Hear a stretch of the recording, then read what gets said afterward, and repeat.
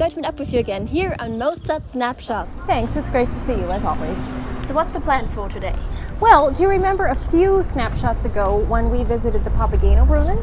I do. Well, today we are going to go to the orangery of the beautiful Schloss Mirabell, where we are going to visit the Papagenabrunnen. Papageno and Papageno, Mozart's charming couple, half bird, half human, from Yes. the magic flute. That's exactly right, and let's face it, fair is only fair, and if there is a fountain dedicated to Papageno, then there certainly has to be one also dedicated to the big love of his life, Papageno, don't you think? I have to agree. Good. Well, here she is.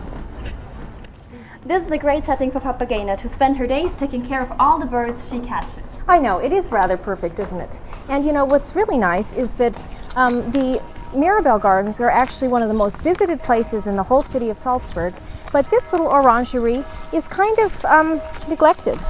It is a little bit separated off to the side of the rest of the gardens. It is. The Mirabell Gardens date from the late 1600s, but when was the orangery actually added?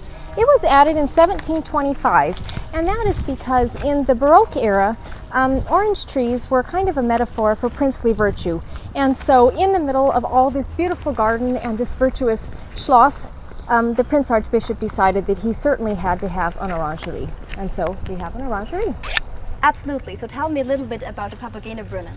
Well, it is made out of bronze, and it was created in 1984 by the sculptor Joseph Magnus as a gift to the city of Salzburg. I love the bird on top of her head. Me too. Thinking of the opera, you can just imagine the charming duet between her and the bird. I know, you can just imagine them really pawing around, can't you? That's right. So, Mozart loved birds in general, didn't he? He did, and he actually had a number of birds as pets, including several canaries and, of course, his beloved starling. The starling is the bird that he bought because he sang his music right. He actually met the bird when the bird was singing the main theme for his not yet published piano concerto, K453. When did he buy it? He bought it on May 27th, 1784, and we know this exact date because he actually made a note of it in his expenses book, along with writing down the melody as the bird had sung it, and putting a little note, "That was beautiful." Did the bird sing the melody exactly as Mozart had written it? No, he didn't, because actually in the second bar, the bird sang a G sharp, and Mozart had written a G natural. But this only further endeared the bird to Mozart, so of course he had to buy it. You said that the concerto was not yet published. When the bird sang the melody, how did the bird learn the concerto if it hadn't yet been published? Well, that's a really good question, but probably the explanation for that is that Mozart had gone to the store where the bird was being kept and had probably hummed or whistled the melody, and so the bird picked it up. But in any case, Mozart decided to send the manuscript of the piano concerto to his father for safekeeping until the premiere, to make sure that nobody else accidentally stole the melodies. I heard that starlings have an unusually good ability to mimic music and sounds, but such a talented bird had to have even impressed Mozart. As a species, starlings are very unique in the fact that they have a great talent for mimicry. And when they hear a human, or especially whistling, they have an incredible ability to not only recreate that, but improvise on it, just like Mozart would do.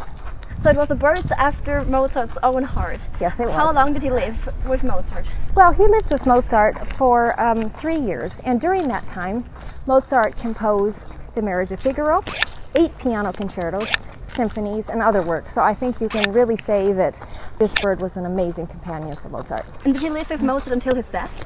He did, and when the bird died, Mozart was profoundly upset. I actually heard he wrote a poem after his death. Yes, he not only wrote a poem in honor of the bird, but he also had a full-fledged solemn memorial service, and the people who went there had to wear veils, and they had a tombstone, and they even had to sing hymns in this little bird's honor. Wow, that's truly einzigartig. It is, but you have to remember, at this very time, Mozart's father had also just died, so Mozart was really experiencing extreme loss and grief. Well, everyone has to grieve in their own way. That's right, and it's also just at this time that Mozart composed Don Giovanni, so you can really hear his emotional state. You can. Well, Katie, this has been interesting as always, and it was a beautiful walk through the Mirabell Gardens. It was, and it was a pleasure. And bis zum nächsten Mal. Bis zum nächsten Mal. Ciao.